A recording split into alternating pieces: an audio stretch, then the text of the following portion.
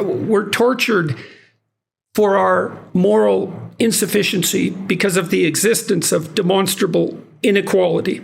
And the call for equity is part of the clarion call for the people who are conducting, let's call it, the war on the West.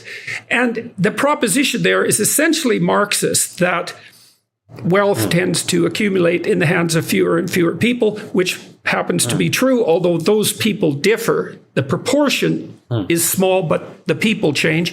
But what's so faulty about that, in my estimation, isn't the claim that that inequality exists, or even the claim that there are negative aspects of that might need to be addressed, but the notion that that is somehow unique to the social institutions and the economic institutions of the West. Yes. And I hate that most particularly because I think it underestimates the problem. You cannot blame inequality on capitalism.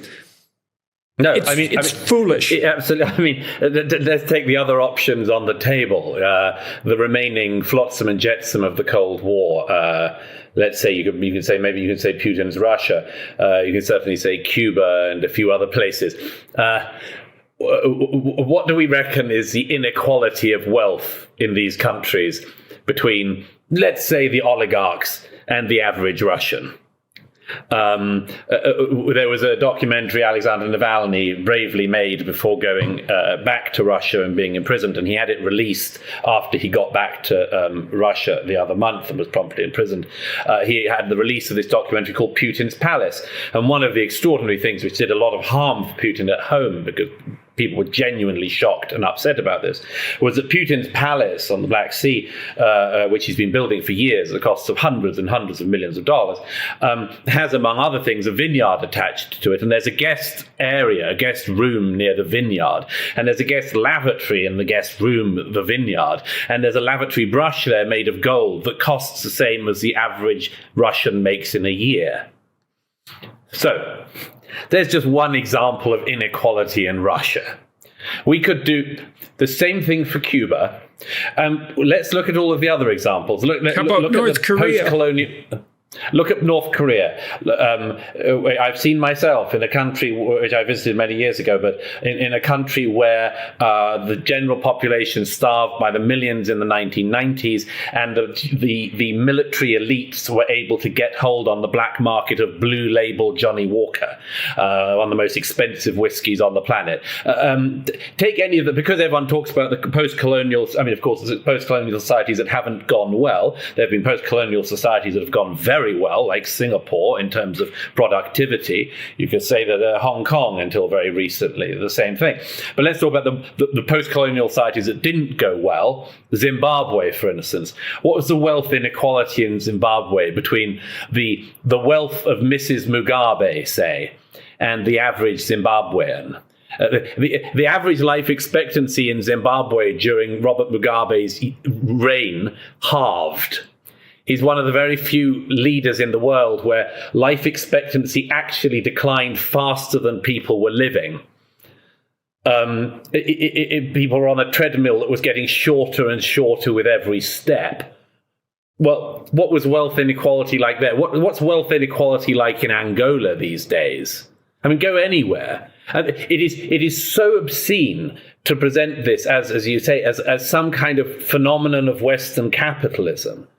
As though any other system around could be better. And to present it as some sort of rigorous theory. So all economic systems produce inequality. It seems to be the reflection of a deep underlying law that we don't understand that well, about how advantage tends to accrue as you accrue advantage, and disadvantage tends to accrue as you accrue disadvantage. Positive feedback loops of some sort. Yes. All economic systems result in inequality, and different societies have evolved different mechanisms to deal with that. But the only system that we know of that's also produced inequality, but also produced the cessation of absolute privation, are free market systems. And China didn't manage that till they instituted free market systems. And free market systems work because sovereign individuals exercise choice over not only purchase, but also employment. And so people in the West are guilty about inequality and liable to rake themselves over the coals when its existence is pointed out, but it's partly because they don't understand how pernicious the problem really is, and they don't take credit for the fact that free markets have stopped people from starving. It's only 8% of people now live below the UN line for absolute poverty, compared to 40% in Ronald Reagan's time. That's only 40 years. 40 years.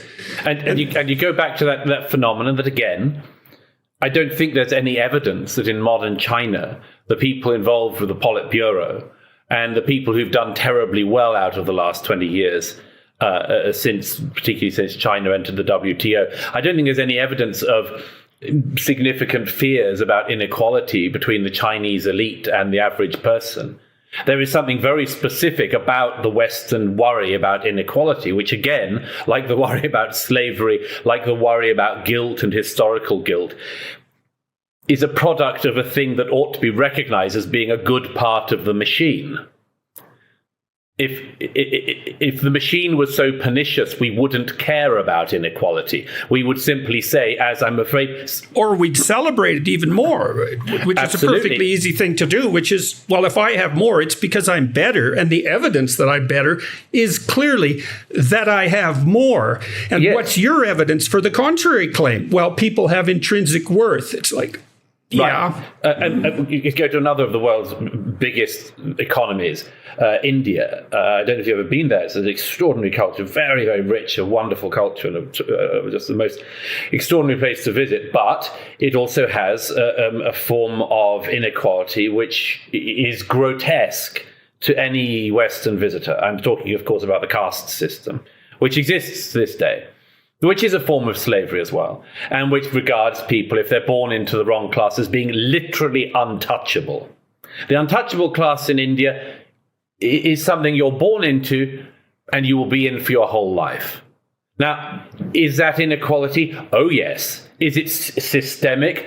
Hell yes. Is much being done about it? Not really. People take a sort of view that... Well, there's an old joke about Princess Margaret once hearing somebody refer to an extraordinarily grand English country house, and the person says, imagine this coming as just an accident of birth, and Princess Margaret saying, birth is no accident. Now, but actually that view, whether it was correctly attributed to her or not, is regarded by us as being laughable and risible. It's not being regarded as being laughable or at all risible in one of the most important societies in the world today, India. And historically, that certainly wasn't regarded as laughable in any sense. The notion that you didn't have divine value in some sense, or ultimate value as a consequence of your birth, that was an extraordinarily difficult idea to supplant, uproot, and transform, because that also seemed in some real sense self-evident. And the evidence was your success.